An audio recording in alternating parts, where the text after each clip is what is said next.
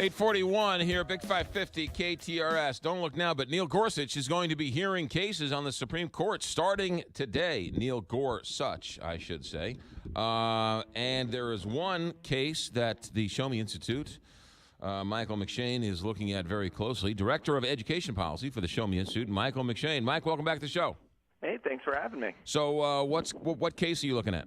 So there's a case that's going to be heard on Wednesday, and it's considered kind of one of the first major cases that Neil Gorsuch is going to hear, and it's actually right out of our backyard. It's called Trinity Lutheran v. Comer, and it is stemming from a preschool in Columbia, Missouri, that applied to Missouri's scrap tire recycling program to try and get a new kind of recycled tire surface for its playground. I guess it had a pea gravel playground, and the kids were getting their knees scraped. Okay. And even though its application was rated as one of the highest of the groups that applied, it was denied, with the state arguing that giving them support would violate the state's constitution, which has specific provisions saying that aid cannot go to religious institutions.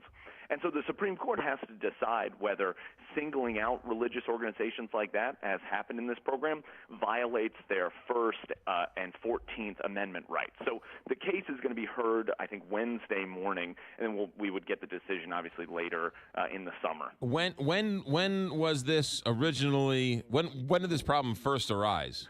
So this was in 2012.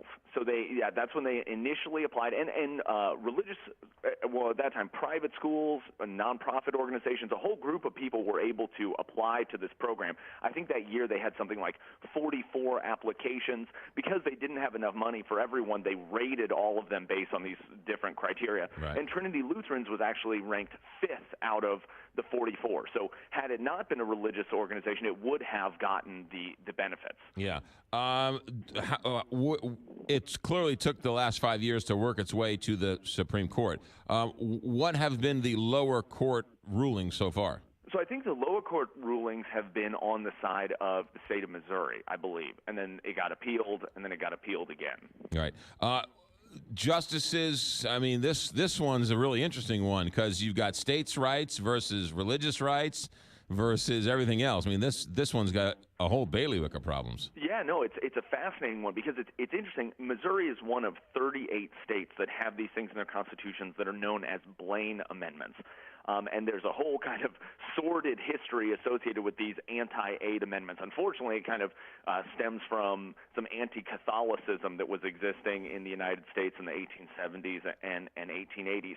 But yeah, so the court has to rule, can states hold a higher threshold of the separation of church and state than the federal government does? Because the federal government, the Supreme Court has ruled before things like school vouchers, which give a direct subsidy to schools to educate. Those are constitutional in the federal sense.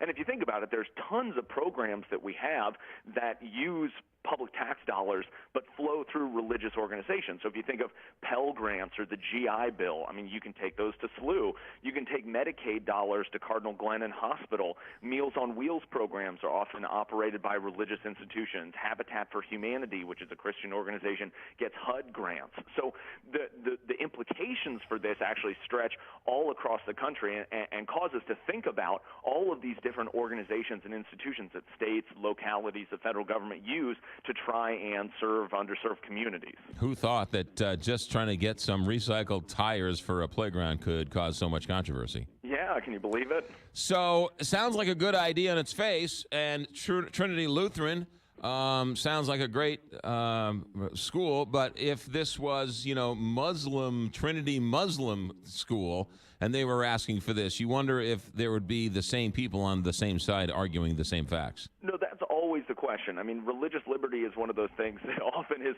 for me but not for thee. But I think, to me, just sort of personally, the way that this can resolve itself the easiest is if the government just remains neutral towards religion. So the idea that it doesn't privilege religion, it doesn't punish religion. So in this case, as long as the state develops a set of criteria that are quote-unquote secular, that's how they judge who should get it.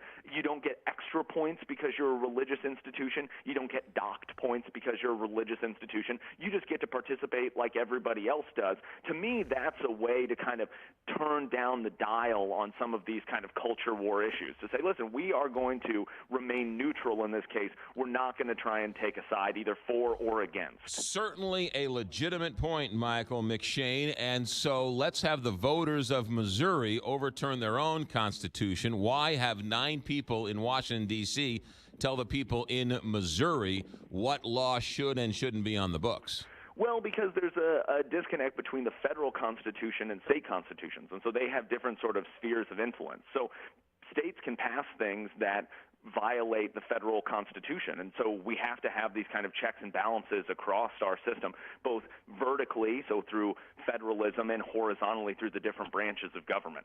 No, I get it, and I understand that argument, but oftentimes there is no everything's there are no standards. Well, how do I want to say this? There is no, right? I mean, somebody would argue, and I'm not saying you, but I'm saying somebody would argue the feds should come in because this state law is unconstitutional. But that state law over there is fine, and so we don't want the feds telling us what to do on this and this state law, but on this one and that one, we want them to tell us what to do. Well, sure. I mean, I don't want the federal government micromanaging issues of state governance, but they do have an obligation to make sure that even local laws that are passed or state laws that are passed, or, a local ordinance can be passed that's unconstitutional. And just because 51% of people in some county somewhere think something's a good idea doesn't mean that it doesn't violate the U.S. Constitution. So we got to make sure that those checks and balances are in place. No, certainly, you're right. But that's what makes it so interesting is we'll have to wait and see what happens. So if they rule in favor of Trinity Church, then they would deem this amendment in the state constitution unconstitutional. So I think that's definitely a possibility. I think there's a question to the sort of the degree to which they could have a more limited ruling, because in this case, we're talking about used tires for a playground. So it's very difficult to sort of make a case that that's being used to advance religion. Now, there are other questions of the degree to which the state might be able to draw a line. We'll support the tires for a playground, but we won't support some higher, building a building or something like that, or buying books or any of those sorts of things. So I think there's actually a sort of spectrum of responses where they could say, in this narrow case, this application is unconstitutional. They could also broaden it and say the whole thing is unconstitutional. So I think that's going to sort of remain to be seen. And it'll be interesting because, they broadcast the oral arguments. So I'll be listening to them on Wednesday and try and figure out if they, sort of tip their hand at all. Where is Josh Hawley in this? Where is the former Attorney General Chris Koster in all this?